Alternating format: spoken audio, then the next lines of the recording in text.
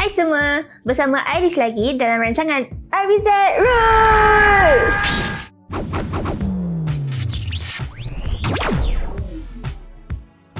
Okey, hari ni Iris nak cakap tentang Zeta Hover, kepunyaan salah seorang anggota Robo Zeta. Planet Zetania di platform 4. Okey kan? Jom kita fly.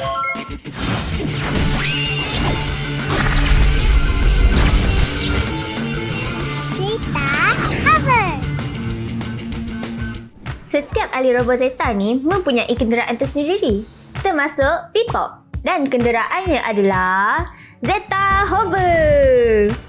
Ia merupakan sebuah jet hover berkelajuan hypersonic.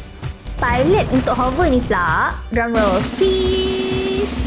Jeng jeng jeng, mestilah si Oyen Bebop. Zeta Hover ni warna oranye dan putih. Hover ni lah yang paling laju kat planet Zetania.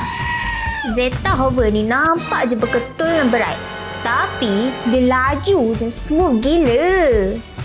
Semasa berlawan, kuasa terapung dia boleh fly sambil fight raksasa. Sumber kuasa Zeta Hover ni adalah daripada markas Robo Zeta dan dijana oleh Xenochip. Memang eco-friendly. Ciri-ciri serang yang Zeta Hover ni pula meriam laser jarak jauh. Sistem pertahanan pula memang bagus dan ringan sebab tujuan utama Zeta Hover ni adalah dia perlu lincah dan fly sana sini masa berlawan dengan musuh. Okeylah korang, sampai sini je kita borak-borak. Korang jangan lupa follow dan subscribe platform Robo Zeta dekat sini. Kita jumpa lagi kat next episode. Go go Robo Zeta!